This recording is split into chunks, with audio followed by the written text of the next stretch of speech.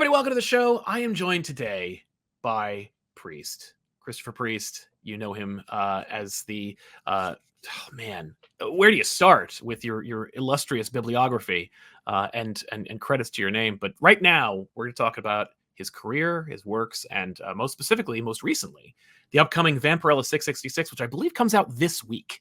But as of the release of this episode, you'll be able to check out Vampirella 666 when it comes out, when this episode comes out. Welcome to the show, man. Well, thank you, Sal. Thanks for having me. I really appreciate it. Oh, my pleasure. My pleasure. So what can we expect?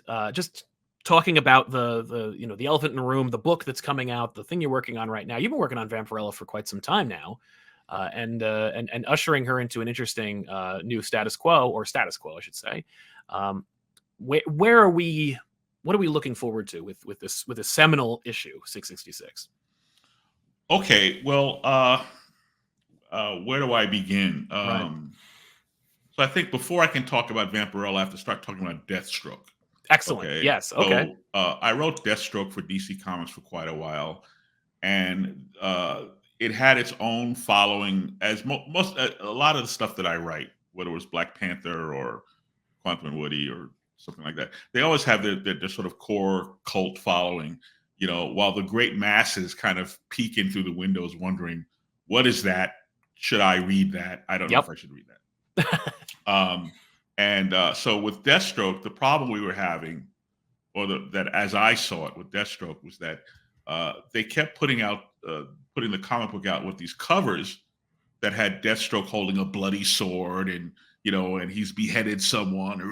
Deathstroke, bloody, beheaded, bloody. And people tend to judge books by their cover, and not that these were bad covers necessarily, but people would assume that Deathstroke was about this killing, mayhem, death. Yeah. Killing, mayhem, death. You summed it up exactly right. And that's not at all what the book was about. Deathstroke was about it was a comic book about the world's worst dad. Mm-hmm. It was about a guy who loved and wanted to be loved, and yet was capable of neither. So he would do these ridiculous things like put out a hit on his own daughter so he could spend time with her, protecting her from this assassin who's out to kill her. And if you've ever seen the TV show House, starring Hugh Laurie, it was about this kind of dysfunctional genius doctor. I always thought of Deathstroke as House MD with a machine gun. Yeah. So it had that sort of quirkiness to it, where here's this guy that just can't quite break through to his own feelings and to his own needs. And that was like the central conflict and the reason why he was such a dysfunctional character. But trying to get that message out, and trying to get past the cover to grab audiences and introduce them to what's in here was always a challenge. Sure. Like for years, I never watched the HBO series 6 Feet Under because I assumed it was about zombies. And I'm not such a zombie guy. And I was like, death, because all the imagery from 6 Feet Under was images of graves. Yes. Or things of that nature, funeral images, and it wasn't until like the show was well off the air, years off the air, that I finally saw, all right, I'll watch the pilot. All right, just back away. I'm going to watch the pilot. Yeah. And I watched the pilot and I realized that the show is about a modern family, about the stressors on a modern family, in the 90s, whenever that show was shot, and people who love each other, but who, necessarily are being pulled in all these different directions.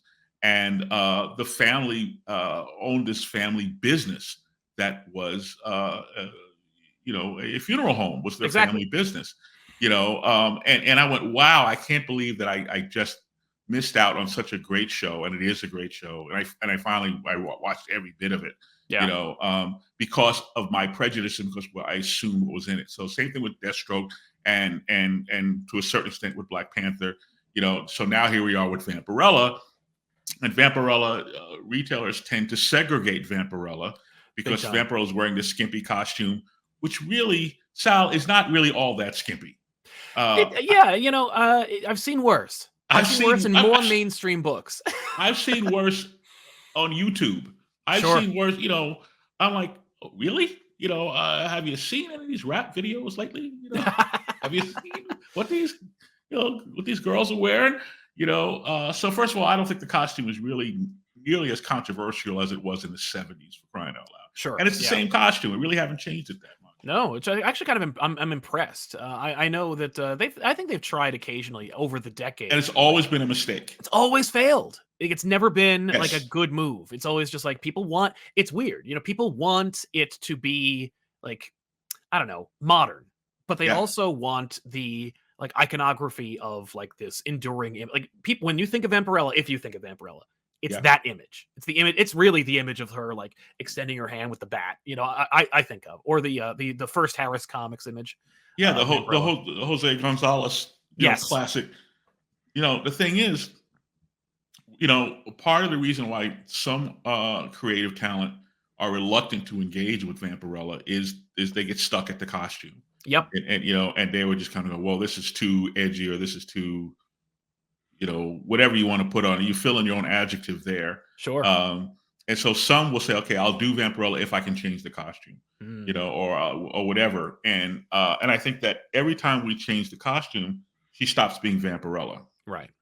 Almost immediately. In fact, if we change her hairstyle, if she doesn't have the bangs, she doesn't look like Betty Page in a swimsuit. Right. With fangs, she's supposed to be sort of this playful, like Vampirella is in on the joke, right? So like when we're designing covers, I don't have a lot to do with the covers. I wish I did, but I don't have a lot to do with the covers, and they don't necessarily listen to me. So what are you going to do?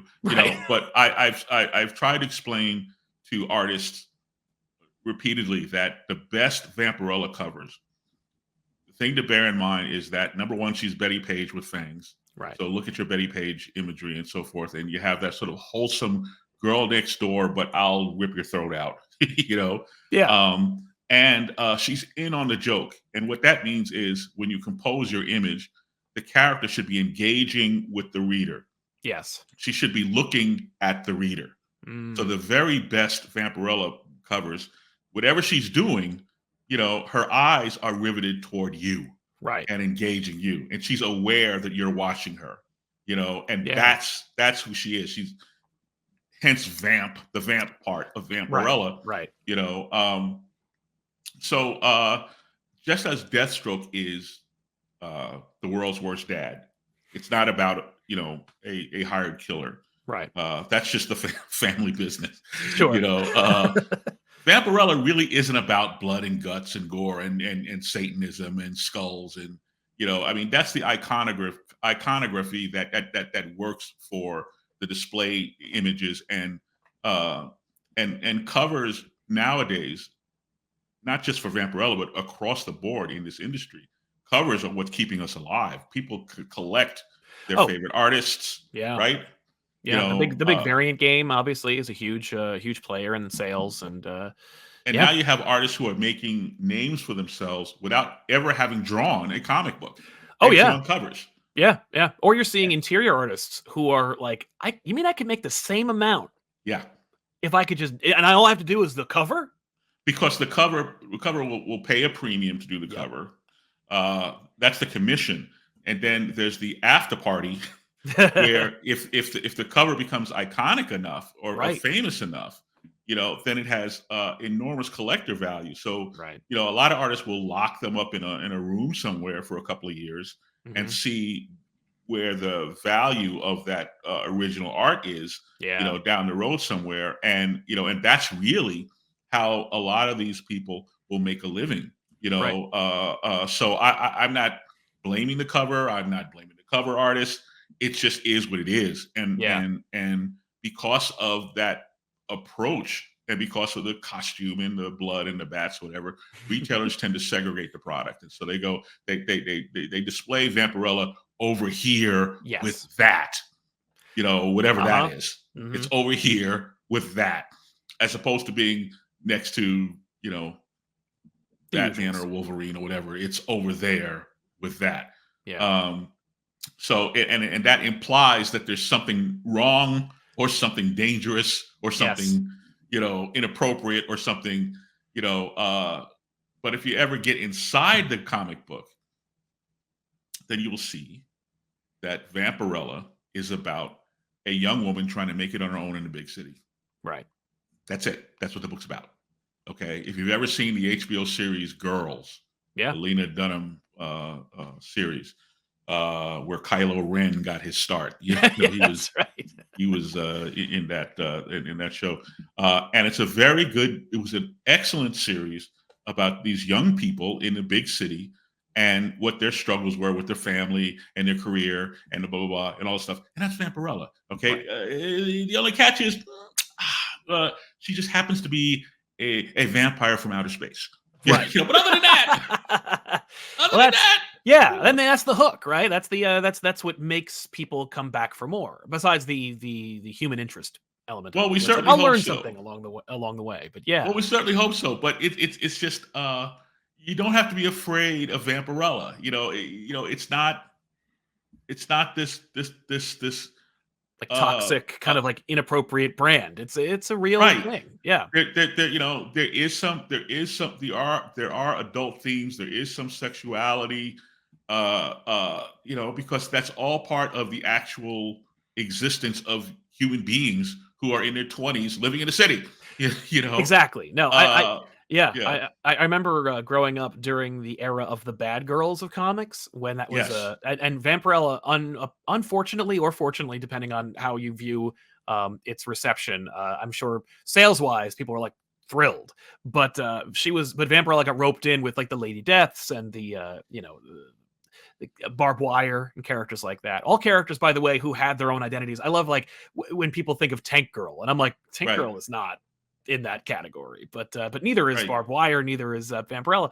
But I remember picking up some of these books, obviously as a burgeoning young lad, and being dismayed by how much character and story there was in all these, especially in Vampirella. Yeah. Vampirella was the most surprising for me. Was that it was the least exploitative out of all of them. Well, I think, and I'm trying to be very careful because I don't want to be killed. Okay. Right. But I perhaps naively feel like women would love what we do in Vampirella because it's very funny. It's it's a very feminist book. This is a person who is her own person, who is in charge of her own self, who is a fully self-realized individual in charge of her own sexuality, making her own choices. She's never grabbed by the hair and dragged into the darkness and beat over the head. There's none of that going on there. And it's there's a lot of humor. There's a lot of poignancy in there. There's the it's your average kind of comic. Like it's what you would come to expect from a comic written today. Well, hopefully, it's what you would expect from me, if nothing else. Yes. That there would be like this quirky humor and this approach to story that's a little unconventional. She's got friends and she's got a meddling mother who is causing her problems all the time, and she's seeing like a psychiatrist who the psychiatrist doesn't believe in vampires and thinks she's crazy. And he bears more than a passing resemblance to Samuel L. Jackson. And it's just there's just good stuff happening here that I think not enough people have discovered because they assume they know what's in the book. Right. And we're just trying to get so anyway. So with 666, what happened was we did 25 issues for Vampirella's 50th anniversary. We did 25 issues. And I said, let's stop at 25. And Dynamite was like, clutch the pearls. We're doing fine here. Why would you want to stop here? And I said, well, I want to stop here because I don't want us to get canceled at issue 37 and a half. Issue 36.75 and we get the axe. I would rather we wrapped up this volume, which was volume 5. Let's wrap up volume 5 here, and then, I would like to give Dynamite an opportunity to invite me to stay as opposed to having to ask me to leave. Right. because that's how tenuous things are in the business these days. People have short runs and they move on, and they short run and they move on. Yeah. So thank God Dynamite asked me to stay, and we did a couple of miniseries where she may or may not have married Dracula, depending on how you look at it. And then she definitely had a baby, and then bad people stole her baby, which pissed her off. So the currently shipping Vampirella title that we're doing is called Rage, and it's Vampirella and Dracula, and it's basically Vampirella is pretty pissed off at the people who stole her baby, and she's going to kill every last one of them.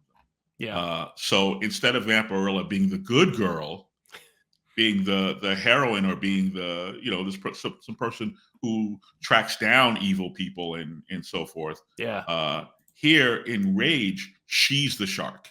Right. She's the thing in the night that you need to be afraid of. She's the person who's coming after you. And Dracula, of all people, is put in this position where he is pursuing Vampirella and trying to save her from herself, trying to keep her from going too far, trying to remind her of who she is, and trying to bring her back to rationalization, because all of this rage that she's venting, hence the title, is not going to bring her baby back. Yeah. So that's where we are here, which will lead us back into Dynamite wanting to return to monthly publishing, and just instead of doing these miniseries, let's get back to being an ongoing concern. Cool. And then somebody up there, and I suspect it could have been Nick Barucci, but it was either Nick Barucci or Joseph Rybrandt or somebody way above my pay scale, did the math and said, if we return to publishing the monthly book, we're probably somewhere around issue 666. Sure. So, wouldn't it be cool to relaunch it with 666? And they decided to do that. And with 666 and our return to monthly publishing, at the end of Rage, there is an event that happens, and it's kind of almost like a big bang that happens at the end of Rage, the series that is currently shipping as we speak. Well, actually, as we pre-record this. Sure. And there is a big thing that happens, and then when 666 begins, it's like we're starting over. Yeah. And as a result of this thing that happens in Rage, we are returning literally to where we began when artist Ergun Gunduz and myself, when we began our journey with Vampirella way back in Vampirella #1, or to be more honest, #0, which was a free comic book day. Sure, yeah. Thing. So we have gone back there, and so some of the characters who were dead are now alive. Some of the characters who have turned evil are now that's not happened to them yet. Vampirella wakes up in her apartment, and all these characters are there, and we're back to the sort of, because what I wanted to do was I wanted to get back there. I wanted to go back to, anytime you're writing anything in continuity, you're constantly adding history and layers of depth as you go along. Yeah. And at some point, you need to sweep all that away and simplify it again, and make this jumping on point for new readers, where new readers can walk through the door, and now you have to sing you're such a young person. You don't know the theme to the Jetsons, do you? Of course I know the theme to the Jetsons. Yeah. George Jetson, right? His boy Elroy, his wife, his daughter Judy. Elroy, daughter Judy, right? Yeah, and here's every character. It's a little jingle where they bring every character on stage in that. What is it? Was it 2 minutes tops? It was like it's got to be less than 2 minutes. It's got to be 60 seconds, right? It's got to be in there and get out. It's got to be 60 seconds. Yeah. But look how brilliant that was. Yeah. Where they brought every character on stage individually. They all took their bow. They all did something that demonstrated their character. Yeah. Right? Yeah. Even the dog, so right? Even the dog, Astro, even the dog. Yeah. Vampirella 666 is like, you start reading it, meet Vampirella, here's Benny the Witch, and here her girlfriend Victory, and here's, the psychiatrist, except that things have like thunderously changed. Yeah. It's exactly the same and completely different. So if you've if you have never read the series, you get the Jetson song. So this is a Right. perfect place to stop by and get your toe in the water and see what we're talking about. And is this working for you? Yeah. Okay. But it's the perfect place to get past the cover and discover that this is not marginally different than Paper Girls, Right. or Saga, or anything else that Brian K. Vaughan, who's way more talented than I am, that writes, Mhm. but that audience, I think, would find something to appeal.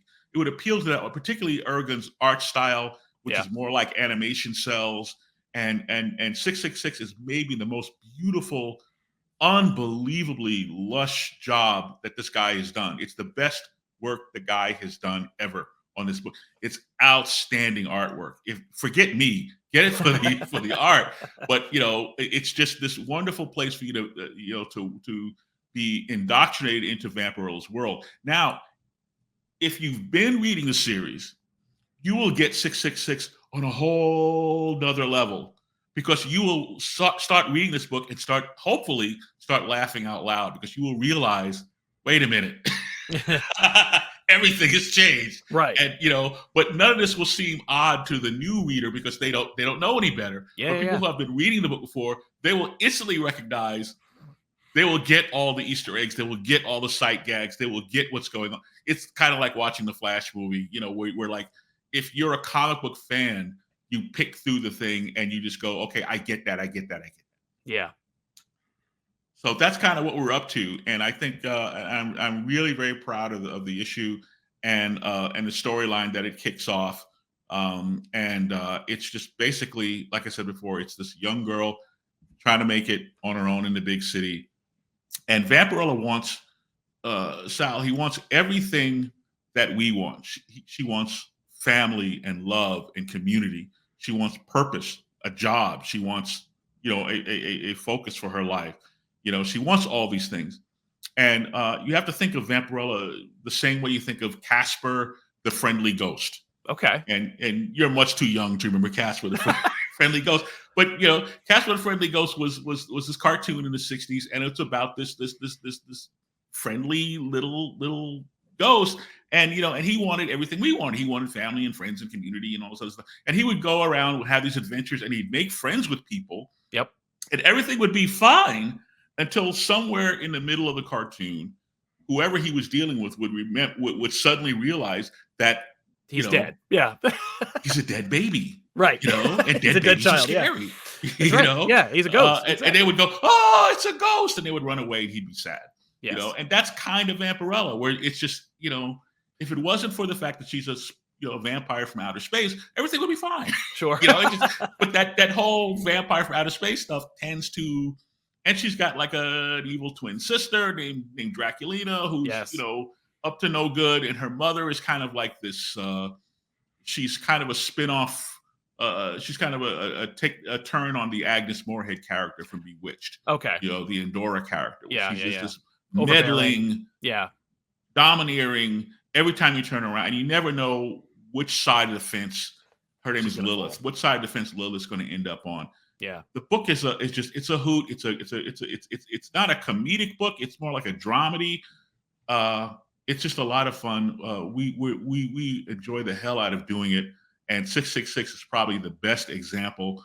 If I could offer you up a sampler, it would be Vampirella 666. I hope people will sample us and give us a shot here and not get so hung up on the fact that she's, got this outfit on and holding a skull or whatever is on the cover. Right. Get past the book, the cover there. And if you liked Quantum and Woody, if you liked Black Panther, if you like those things that I did, you will like Vampirella. I guarantee you. It's more of that. More of that. It's just with this genre and this so forth thing. Yeah. And this other thing going on. Well, you love to at least, and I don't want to presume, but it seems that you love to infuse a lot of comedy and character into all the characters that you've worked on over the years. Though some of your work can be grimly serious, or at the very least grounded in reality or grounded in the real, true human emotion and feelings. Superman Lost, for example, It's not exactly the funniest book in the world, but seems It true. has its moments. But it has its moments. The little orange guys are pretty funny. That's true. Exactly. You know? You can't help yourself. You got to put that fun little, because it's my favorite line in that book is Superman is like, he interrupts them while they're destroying the city. These little orange guys, and he's like, stop! What are you doing? You stop destroying the those people down there. And the little orange guy goes, people, what people? He goes, those people fleeing, and he's pointing below them. Those people fleeing for their lives, as you destroy their homes. And the guy goes, guess they didn't get the email, and he starts pissing off the little orange guy because he's interrupting their scavenging of this planet. The little orange guy turns to him and he goes, "Look here, Whitey," because Superman is wearing a white costume. But he goes, "Look here, Whitey," and the "look here, Whitey," that has to be my favorite line of the whole series. Every now and then, I'll just try DC. I'll just go, because DC and Marvel, they're corporate owned, so you got all these corporate overlords, and they scrutinize every word, every syllable, and they dry clean everything, and they're just so politically correct that they're terrified of yada yada yada, whatever they're terrified. The Twitters, they're terrified of the thumbs. Yes, what they're terrified of. So every now and then I go, well, will that survive? It's a process. Really drenching oh God, Sal. It's a drenching process these days. Well, you were an editor at Marvel for quite some time. Yeah, but that was a different world. Then you just had to deal with Galactus, which was Jim Shooter. You just had to deal with Jim Shooter, because once Jim signed off on it, we're done. Really, that was how simple it was. Yeah. Above Jim Shooter was Mike Hobson. Mike Hobson didn't understand anything that we were doing. Didn't want to understand anything we were doing. Mike Hobson, his job was to make the retailers happy, make the system work, get out there and sell the books and so forth. Yeah. Over the years, the publisher of a comic book company came to be something else, where Dan Buckley or Dan DiDio or somebody else named Dan. They were all Dan at some point, where they would actually be sitting in at creative meetings and places where, frankly, you don't belong. No offense, but go back to your spacious office and play golf. Jeanette Kahn, who I adored, was not someone who was. If she showed up at a creative meeting, we'd all just wet ourselves, like, "Oh my God, Jeanette's here." It was rare for Paul Levitz to be there. Yeah. Paul would probably talk to the individual department heads. He'd talk to Karen Berger. He'd talk to, Dick Giordano, that kind of thing. Yeah. But, and I think later on, Paul may have taken a more interactive role, but he really respected this division of labor, and he empowered the editors and the group editors and so forth to do their jobs. And he said he would just stay out of it. And there's times when I would beg him to step in and referee, and he wouldn't. He said, no, you kids, you go work it out. And he was right. He really was right. And, oh, by the way, Paul Levitz was the guy who was really keeping Burbank out of our lives. Yeah. And he really was fencing off the publishing from whatever they were doing in California. And Jeanette dealt with California and dealt with all that stuff. And it was just beautiful, and now we've all gotten sucked into the vortex, and the DC offices are literally in the same building, as the suits and the, that kind of thing. So it's a whole different world. Yeah. No, I'm often fascinated by the industry itself and where it is, how it got there, and what has been, and trying to understand kind of the perfect storm of how everyone can work amicably and produce the best quality product, because it is and I hate to call it a product, but well, yeah, but you're selling a book. It's but how involved, from your experience as an editor to your experience solely as a writer, would you say the editor has become in story, particularly the big two, but also in other avenues as well? But I've noticed that nowadays, especially nowadays, there's almost an inextricable connection between the editor and the direction they're going in. Well, I always thought that in the best possible world, the editor was the coach of the team. Right. And sometimes he or she is the creative director, and sometimes he or she is the facilitator. Gotcha. So you had a guy like Chris Claremont, Yeah. and the X-Men, that franchise was just being birthed out of Chris. It was just flowing Yeah. out of him, which is not to take anything away from Louise Simonson or Bob Harris or any of the editors that worked with him. Hmm. And I'm sure that there was a lot of give and take, at some point, whatever. But so much of that. Anne Cynthia left out Anne. Sorry, Anne. Because and So was a great. huge part of that. Yeah. But so much of that X-Men franchise and what came out of that, even with Fabian Nicieza, Yeah. Peter David, and other writers who did these spin-off books, including Louise Simonson and others, they took the cues from Chris. But you go back into, say, the 60s, and you had Mort Weisinger and Julie Schwartz, who were running the Superman franchise, and they were kind of dictating, maybe falling short of dictating stories, Sure. but they'd be like, they would kind of come up with a cover where Superman walks into his son's room, and his son is transforming into a gorilla. Right. And that's the marching this is an orders. actual cover. I'm not making this up. Oh, I know. Yeah. And Superman goes, "My God, my son is turning into a gorilla." Now I'm 12 years old. I have to read this. Yes. I gotta know what's going on here. So as far as I'm concerned, Julie was right. So I'm sure Julie had this idea, had this covered. Neil Adams drew the cover, and he hands it off to Elliot Nagin or Carrie Bates, whoever wrote that issue. And so they make it happen. There you go. Yeah. So so nowadays, I don't necessarily know how it's done. Superman Lost, which is the final issue, is on sale now. Right. But by all means, go buy all the other ones. Go buy my Comicplex. I'm really proud of that book and all the work that the team did on that book. Our editor was Brittany Holzer at DC, but the book actually began with the DC group editor Jamie Rich. Yes. Who left the company before the first issue shipped. But I was working with Jamie on a Justice League project that actually never got done, or hasn't got done yet. Maybe there's still hope. So we were putting that thing together on its feet, and I was getting off the phone with Jamie. We were just talking through the project, and all right, I'll talk to you later. And I went, oh, hey, wait a minute, before you go, here's a free idea. Here's a freebie for your Superman guys. I had this idea for a Superman story. I said, okay, so it's like, so Superman and Lois Lane, they're hanging out, they're doing whatever. He gets called up, on a Justice League mission. He goes, all right, I'll be right back. Yeah. And he takes off somewhere, and then she finds him, like a couple hours later, standing in his living room. Yeah. And she goes, oh, you're back. You go, oh, that was quick. And he turns to him and goes, quick. I've been gone 20 years. Yeah. And he's been missing. He's had this whole adventure and this whole thing that's going on, whatever. So I mentioned this idea and said, you should pitch that to your Superman guys. It would be pretty good.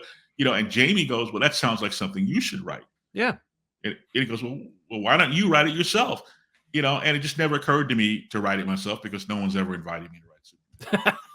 It's just the way, no, I just feel like that's a glass ceiling, and it just honestly never occurred to me to pitch it myself. And I was more than happy to just hand it off to them and let them do whatever they were going to do with it. Right. So that's how I ended up doing that. And that more or less was sort of creator driven and then Brittany came along. Now Brittany was my assistant editor on Deathstroke. So we brought the whole Deathstroke team. Anything you liked about Deathstroke, get Superman Lost. It's the same creative team and the same editor, and she did a magnificent job of wrangling that talent. And it wasn't easy. It was a real struggle. Really? time wise and commitment wise to get all this stuff done. Now on Vampirella, I'm working with Matt Idelson. Now Matt Idelson is also the father of Everett K. Ross. Everett K. Ross is the Black Panther's handler from the State Department, from the U.S. State Department, and he's a character that I created when I worked for Matt Idelson a million years ago when I was writing Kazar for Marvel. And after Kazar, I moved Everett Ross over into the Black Panther book, and the rest is history. So Matt and I, we go way back. And so we're working on Vampirella here, and I would say easily half of the ideas that make it into the book are actually Matt's ideas. And I thank God for that. I don't really go, oh, leave me alone, editor. My ego, I am the writer. How dare you give me ideas? No, give me ideas. I'll take all the free ideas you want to give me, and I will gladly take credit for them. But Matt is, I feel like we have a real partnership. We have a, decades-long friendship, and it's a really good relationship and a good place. And Dynamite has really just been extraordinary in terms of a work situation. I think second only to Acclaim. Do you remember Acclaim Comics? I do. When Valiant switched over to Acclaim, when they were acquired, I believe, by Acclaim. Yeah, they were acquired by the video game company, Acclaim. Yeah. And then they hired Fabian Nicieza. And then Fabian came over, and he put together the team. And the thing about hiring a guy like Fabian is like, Fabian, Mark Waid, who else can I think of?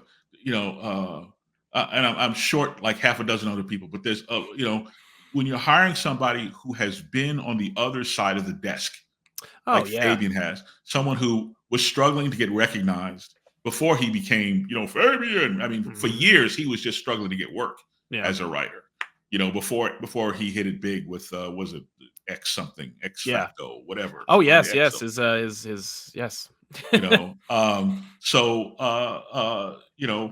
So when he inherited that role, where now he has to be the Jim Shooter, he has to be the leader of the pack here. Yeah, he has a great deal of reference for the struggles, the creative struggles, the financial struggles, the emotional struggles that freelancers go through. So Acclaim Comics was just a delightful shop to work for. Yeah, because he just got it. Fabian just understood talent. He understood the creative process, and we were doing just gangbusters work. And I think the problem was that the comics are almost always the tail of the dog, where the video game company is, they're realizing profits and losses on this other scale. Yeah. And comics is just like kind of like the tail of the dog and this little side gig we got going on here. Exactly. So when the video game thing started to tank, we were like the first to go. But I can't tell you, that was just a wonderful experience. And Doc Bright and I, we created Quantum and Woody over there, and we just had a blast doing it. And we had just so much fun working there. And Fabian was such a great boss to work for. Yeah. And now I'm working with Nick Barucci and Joseph Rybrandt, and they gave me Matt, and Matt and I are, I think we're getting married next month, actually. Well, congratulations. Looking forward to getting the wedding invitation. With respect to Quantum and Woody, this is another. Admittedly, this is the first work of yours that I recognized was yours, because admittedly I did read, as a child I was a Spider-Man fan, but I knew you under a different name. Yes. And I never drew the connection. So I think I want to say like about 6-7 hours ago. But no.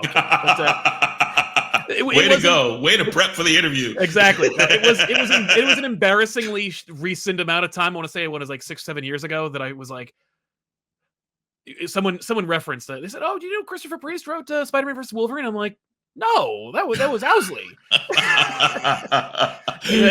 Yes, one and the same. Yes. Oh, it's the same person. But yeah, no, that Quantum and Woody was a fantastic gateway to humor comics, to comics that were exclusively like a buddy cop comedy movie. It was a comedy book. I'd never really been drawn to one before, because most of the time, if I'm being honest, the books that I perceived as comedy books, Archie, things Yeah, like sure. where it was mugging, real trying to like get you to, look at the silly goofy nonsense. But with Quantum and Woody, it was like, oh, I recognize this, superheroes. And then you read it and you're sucked in by the characters, by the premise, and by the art, and you're like, oh, I'm laughing, but I'm also I'm on issue 7. Hopefully you're also engaged. Oh, and of course I'm engaged. And Well, that's the idea, is that like I'm connected with these characters, right. and I'm learning a lot about like people, and entering a world I would never have been exposed to without it. I think the thing that grates me about the Quantum and Woody is that if you took Woody, the character Woody, out of the book, it would be basically your standard, almost generic superhero comic. Yes. Right. Right. And the gag with Quantum and Woody is that we had one character in the book who would be the Jerry Seinfeld. He would be the person who would stop and point out the absurdity of the moment, or the absurdity of whatever was going on. Right. But the villains weren't funny. The situations weren't goofy. Yeah. There was a lot of poignancy to it. There was a whole issue where we did a story about Woody's upbringing. Yeah. And how his mother was a junkie and he was growing up on the street, and that definitely wasn't funny. No. And what kind of bugs me, I guess, is that when Valiant, or whichever version of Valiant it was, because Valiant has been reinvented a couple times. When they brought the book back, number one, they didn't invite us to work on it, which I found bizarre, because baffling. We're still alive, Yeah. we're still here. But when they went in and tweaked the premise, and they just wanted to make it funny, and they missed the point that the book really wasn't funny. Mm-hmm. The character of Woody was funny. Yes, but that makes the whole thing, like, it because you have a character who's willing to point out, and that's a thing that is handled with like poise in your book, that is not nowadays. It's done for laughs. It's done to and put a hat on. We never did that. I just plotted it like a regular book, but I would have Woody kind of seize the moment. And there were things that we would do that was kind of absurd. Like Woody liked to play the same song on guitar over and over and over. Yeah. And if it was a funny bit, and I stole this from gently borrowed from David Letterman, where when Letterman had the late night show, not so much the mainstream show, but the one before that, the NBC show that was on late night. Yeah. If a joke struck Dave as funny, he would do the same gag over and over and over, and he would beat you to death with it. Week after week after week after week, this joke would reoccur, or this bit would reoccur, even if it wasn't. Even if we, the audience, didn't necessarily think it was that funny. Oh no! Eventually, we just have to go the absurdity of it. So Woody coming home, and you see him put on the headphones, and you see him plug in the guitar, and you know what's coming next. And then we had one where they switched bodies. Yes. So now Eric is in Woody. Woody is in Eric's body. So now he's Eric. Putting on the glasses and pulling. Because we have to do the gag. Right. Once we do. So there would be certainly humorous moments. And there's humorous moments like that in Vampirella. And I'm sorry to keep sure. ahead with Vampirella, but I'm just using it as an example that, if you liked that, you will like what we're doing, because there's a lot of humor in people. Yeah. And the reason why, Sal, is that I'm just a child. I just with all due respect to Black Panther writers, and there's lots of writers who are much better writers than I am, who make way more money than I am. But when Joe Quesada and Jimmy Palmiotti, when they called me up and they tried to drag me off to do Black Panther, I warned them. I said, okay, look, it's got to be this, that, and the next thing. And I gave all these conditions, and they all said, fine. I said, oh, and by the way, it's going to be funny, and that worried them a little bit. Oh, sure. Until they saw what I was actually doing, and then you realize, okay, the book wasn't funny, but there was a character in the book, Everett K. Ross, who did and said funny things, and who became this point comic relief. And when you're dealing with a character like Black Panther and with concepts like Wakanda and things on a world scale and things of incredible, grim importance, and Black Panther himself, who, as I wrote him, was a sort of taciturn. Mm-hmm. We looked at Black Panther from the outside. We never went inside. We never knew exactly what he's thinking. There was never any internal monologue. I, a creature of the night, creep through, and blah blah blah. I don't want to know what he's thinking. I want Ross to speculate what he's thinking, and I want Ross to get it wrong because I want him to be a mysterious guy who just confounds expectation. Sure. So when you have something like that, you need the pressure valve. You need to every now and then turn that valve and release some of that pressure, and that's what Ross was there for. Yeah. So just like Panther, Black, Quantum Woody, Vampirella, they're not necessarily funny books, right? But they're just kind of like, I think that. Oh, what I was saying is that the writers who came after me with Black Panther, they went right back to making Black Panther so serious, yes, that the book is a little relentlessly oppressive. Yeah. Because it's so important now. I'm important. It's a very important book, and it's really no point. Ryan Coogler, God bless him, he got it. He did this movie, and there was copious amounts of humor in the movie. Yeah. Without Black Panther himself necessarily being a funny guy, because that would be wrong for the character. Mm-hmm. But Shuri was funny, and these other people were funny. And you had these great moments, and God knows Killmonger. He gets the mask. I just thought it was deaf. Yeah. Beautiful, brilliant, exactly right. So I just think, Sal, I just think, I think comic book fans, if you want to keep people entertained, I look back at Stan Lee and Jerry Conway and these guys, Roy Thomas, and these guys that sort of paved. Well, not necessarily Roy. Roy wasn't that funny. Jerry was a hoot. Steve Englehart, a lot of these really classic guys, and certainly Stan, who would just he would invoke all kinds of humor, including in the footnotes. He'd write stuff in the footnotes about how I just made this shit up, Yeah, right. Stan. Oh yeah. Yeah, you could tell from him infusing every moment. He's just having a blast. He was having a ball, and he let us come to the party. Yeah, I like that. So I want all comic book writers, or people who want to be comic book writers, by all means, please have fun and invite us to the party. Don't take it so serious. Everybody wants to be Neil Gaiman now. Yeah. Not everybody can, and not everybody should. I agree. No, it's true. Before we wrap up, I just wanted to ask you, because of your experience, and I haven't had really much experience talking with creators who were there at the formation of Milestone, and I just wanted to ask about one of your fondest memories about working with the formation of Milestone. I have none. You have none? All right. Just for clarity, I was never part of the of Milestone Media. I was part of the group that became Milestone Media, yes, that reinvented itself as Milestone Media after I stepped away from it. Mm-hmm. But certainly I was part of the group that created all the core characters. Yeah. And Dwayne McDuffie and myself were largely responsible for creating the world that those characters lived in. I named much of that stuff. I named the universe Dakota, and I named the little kid Static, and so I was pretty good with the names. Yeah.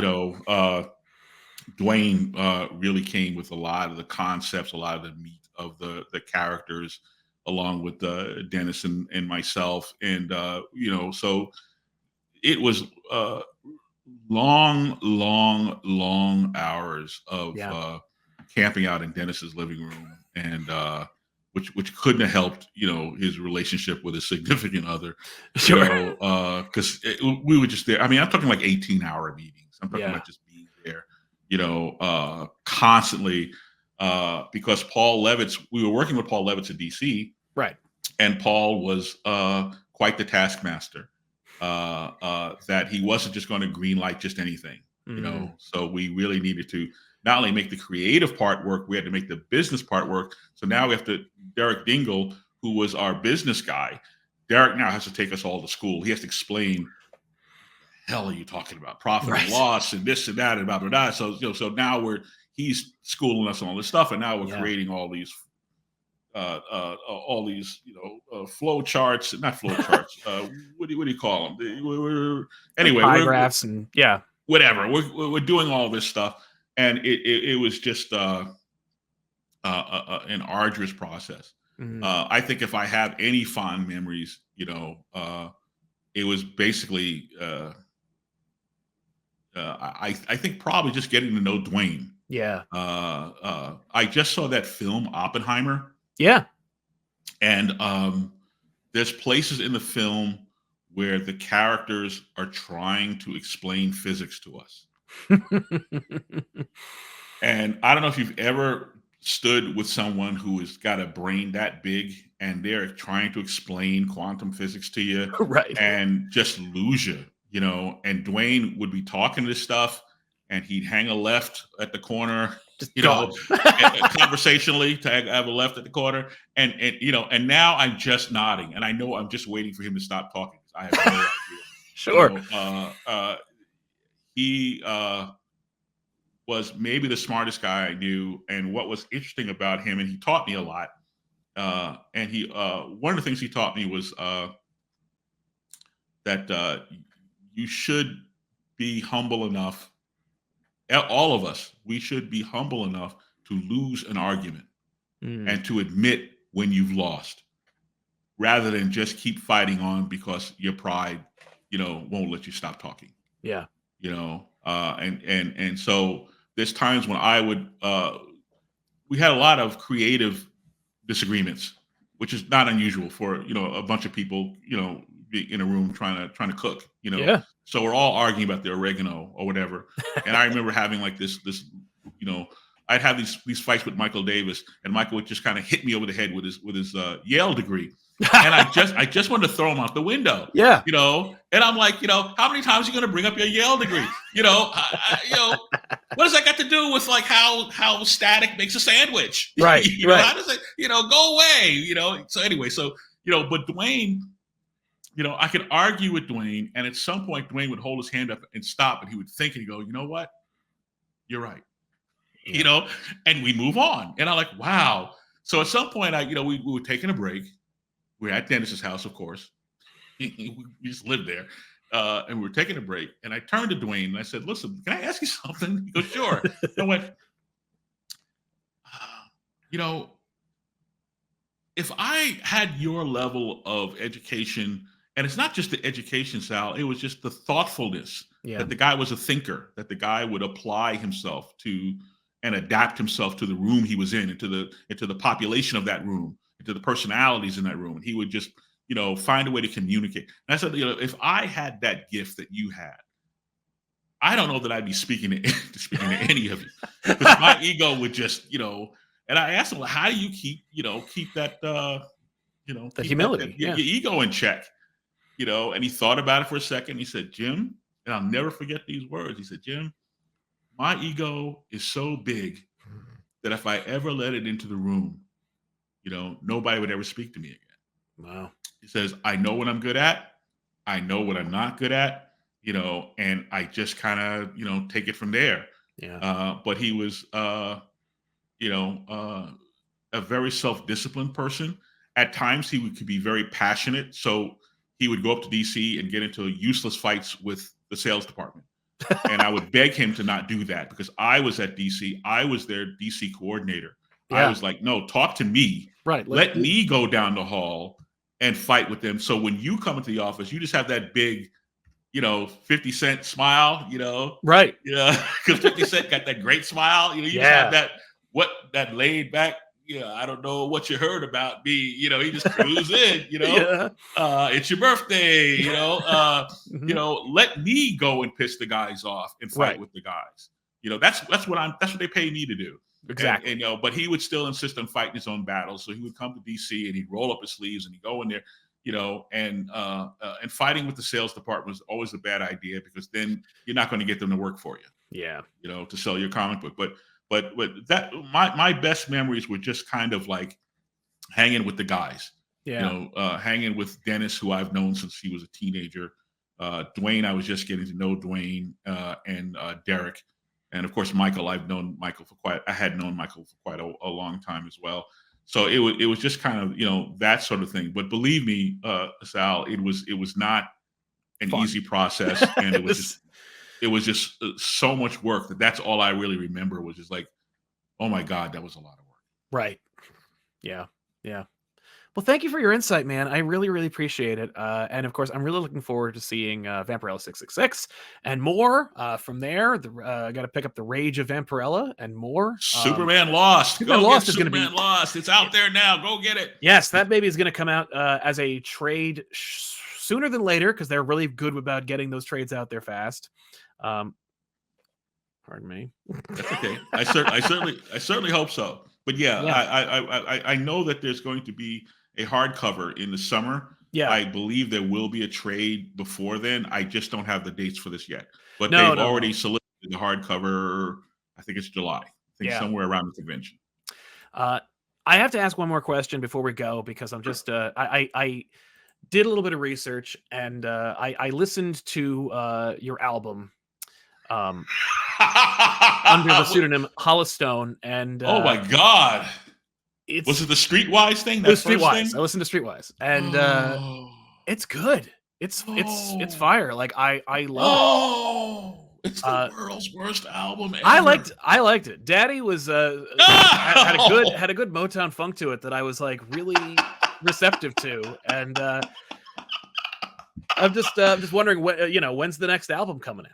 Oh man, I miss music. I really do. If you ever up on my site, which is ChristopherPriest.com, if you ever get up there and you get into the music section, at least skip ahead to like the latter stuff, which was actually much better, because that was like a first attempt, and we were teenagers, and I don't know what we were doing. When I was a kid, I used to sing like Michael Jackson. Yeah. And I don't mean I sounded a little like him, or I used to just emulate him, whatever. I mean, I sounded exactly like Michael Jackson. I mean, to the point where, talent scouts came to my house and was trying to get my mother to allow them to record me. Yeah. And of course, mom, looking out for my best interest, and considering, the path that Michael ended up on, well, maybe she was right. Yeah, right. She, but white guys in suits came to my house. That's how much I sounded like Michael Jackson. Yeah. Okay. So that particular song you're talking about, I recruited a kid who kind of sounded like little Michael Jackson to kind of, play the role of me as a kid or whatever. Yeah. That kid has grown up now, and he's on The Voice. He's one of he's part of the band, the house band of The Voice. Oh, no kidding. Yeah, Michael Hammond. He's out there somewhere. And it's all grown up now.